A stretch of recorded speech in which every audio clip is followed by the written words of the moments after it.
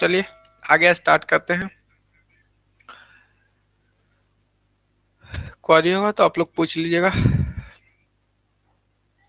Question number 1 से start करेंगे।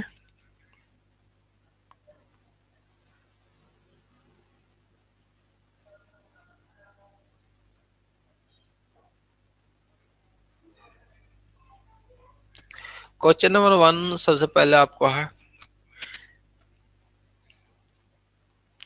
Question number 1 आपके सामने है, समता अंशधारी यानी इक्विटी शेयर की बात करें। समता अंशधारी कंपनी के डॉट डॉट होते हैं। आपको बताना है कि जो इक्विटी शेयर होल्डर हैं वो कंपनी के क्या होते हैं। ऑप्शन ए है लेनदार यानी क्रेडिटर, ऑप्शन बी है स्वामी यानी ऑनर्स, ऑप्शन सी है ग्राहक यानी कस्टमर्स, और डी नंबर है इनमें से कोई नहीं। तो आप लोग कमेंट करके बताएंगे कि जो equity share holder of A company क्या होते हैं। ऑनर्स होते हैं या ग्राहक होते हैं या डेटर होते हैं कि क्रेडिटर होते हैं। इस तरह से आपको ऑप्शन है, इसमें से आंसर आपको बताना है। तो हम लोगों ने अध्ययन किया था कि इक्विटी शेयर होल्डर क्या होते हैं, ऑनर होते हैं यानी स्वामी होते हैं। हिंदी में हम इसे ऑनर को क्या नहीं कहते। इक्विटी शेयर होल्डर जितनी भी कंपनी की, एक कंपनी आपकी है और कंपनी में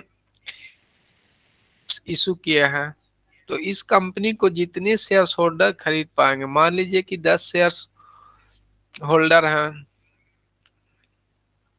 10 शेयर होल्डर हैं और प्रत्येक ने यानी प्रत्येक ने जितनी 10 शेयर होल्डर है सबने कितना किना है, शेयर्स का एक बंडल किना है, यानी 100 शेयर्स प्रत्येक शेयर होल्डर किने हैं। इसमें कम बेसी भी हो सकते हैं, ये निश्चित नहीं है कि एक शेयर होल्डर कितने शेयर खरीदेंगे। तो जितनी भी शेयर होल्डर होंगे वो कंपनी के ऑनर कहलाएंगे।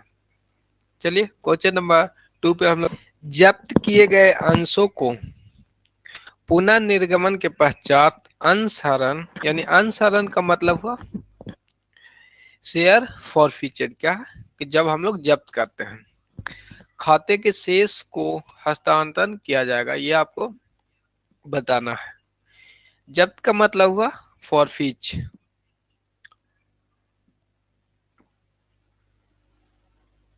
कमेंट करके बताएंगे आप लोग क्वेश्चन नंबर 2 का सही आंसर।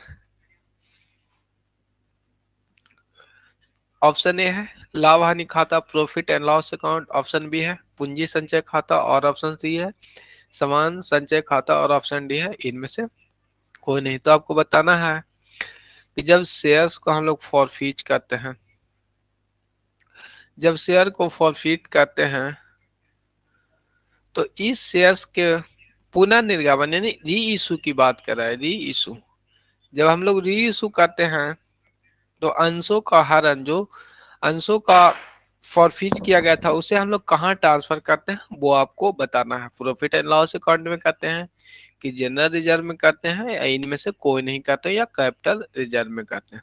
तो इसका सही आंसर क्लास पिछली किए होंगे तो आप बताएंगे कि B is the right answer होगा। क्या हो जाएगा, B is the right answer होगा आपका, ये ध्यान रखेंगे।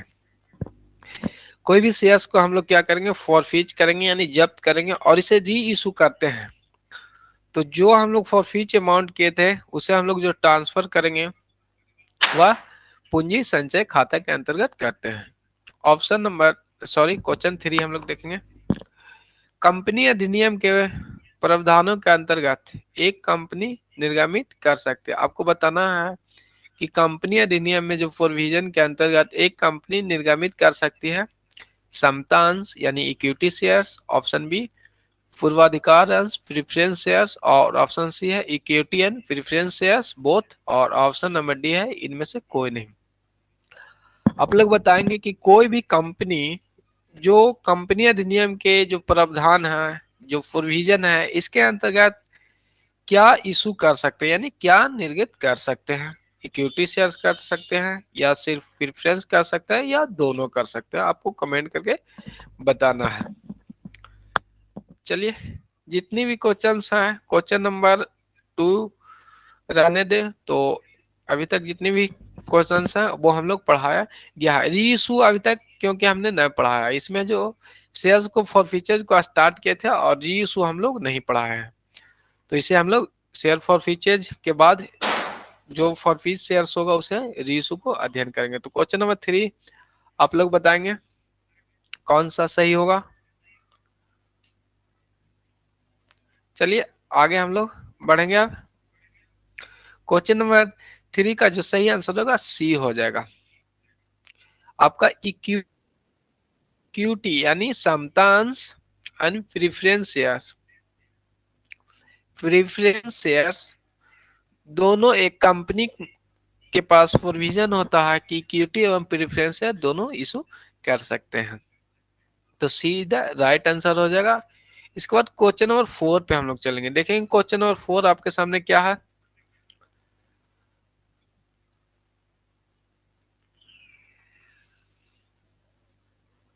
क्वेश्चन नंबर 4 पे हम लोग चलेंगे। क्वेश्चन नंबर 4 आपके सामने है।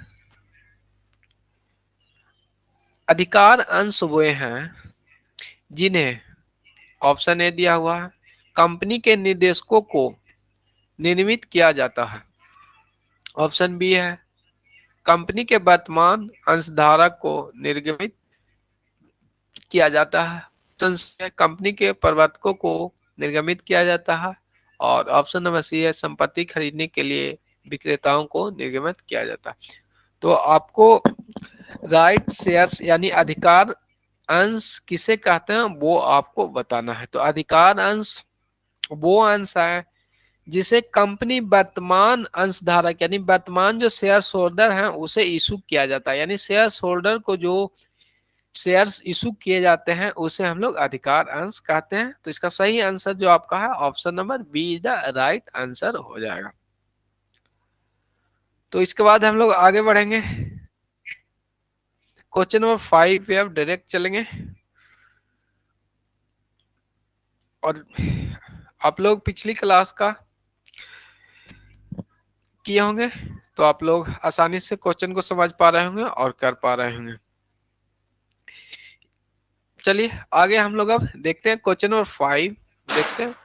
दायित्वों की कुल राशि